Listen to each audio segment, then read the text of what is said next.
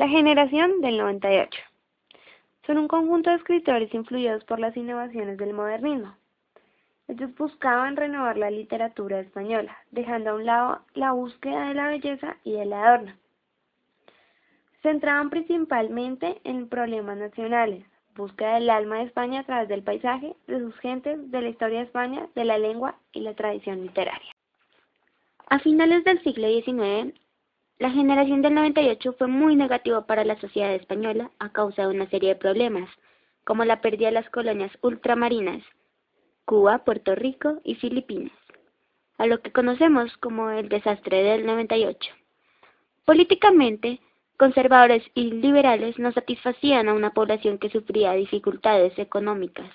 Debido a esto, aparecieron grupos políticos anarquistas y socialistas que intentaban aportar las soluciones que los conservadores y los liberales no hallaban. Hay nuevos descubrimientos tecnológicos y científicos que modifican el concepto del universo y la vida cotidiana. Aparecen las máquinas, los cines, el teléfono, entre otros. Aparece la estratificación, que ya no depende de la familia, sino de cuánto dinero tienes. El generacionismo es un movimiento ideológico español que principalmente como consecuencia del desastre del 98 proponía una serie de reformas políticas y económicas y sociales con la intención de regenerar el país. El regeneracionismo culpaba de la decadencia española al desgobierno de la oligarquía y veía como única solución una política de realidad, reforma agraria, política hidráulica, modernización educativa, apoyo a las clases campesinas y a la industria, descentralización administrativa. Todo esto llevado a cabo por un gobierno. Los regeneracionistas veían la europeización de España como única salida del atraso imperante. Así el lema de este movimiento ideológico no literario es bastante demostrativo de estos anhelos. Despensa y escuela y 7 llaves del sepulcro del Cid, propuesta por Joaquín Costa, quien quería acabar con el casismo y la oligarquía. Propone una solución de urgencia que es el cirujano de hierro, hombre político con poderes extraordinarios, para sacar el país del marasmo o fracaso en el que se encontraba. Esta figura propuesta teórica sería después reapropiada por militares como Miguel Primo de Rivera o Franco. Características de la generación del 98. Es un grupo de escritores nacidos en fechas cercanas. Todos ellos nacen entre 1864 y 1875, como Miguel de Unamuno, Valle Inclán, Pío Baroja, Azorín y Antonio Machado. Movidos por un acontecimiento, el acontecimiento histórico que los mueve es la decadencia española y el desastre de 1898. Se enfrentan a unos mismos problemas, la imagen lamentable que presenta España, que ha caído en la apatía, decadencia, desastre y desinterés. La reacción semejante es que analizan los males de España e intentan proponer soluciones. Coinciden en su esfuerzo por recuperar la esencia y el alma de España y sacar de la indiferencia y la apatía a los españoles. El concepto de generación fue analizado por un crítico alemán llamado Julius Petersen, quien estableció una serie de premisas que el grupo de autores debían cumplir para poder ser considerados una generación. Lo primero, los autores deben ser coetáneos, es decir, que nazcan en fechas cercanas. Segundo, deben tener una formación intelectual semejante. Todos estos autores fueron autodidactas. El liberalismo era común en la mayoría de ellos.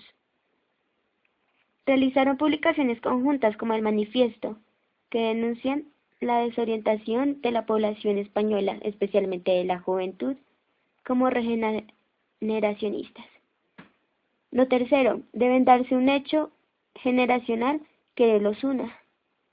Sin duda, el desastre del 98 los reúne a estos autores. Lo cuarto, presupuestos estéticos, lenguaje y estilo común opuestos a los de la generación anterior. Los del 98 se rebelan contra la prosa. Responden con unas obras claras y sencillas, donde las lenguas se estructuran en párrafos cortos formados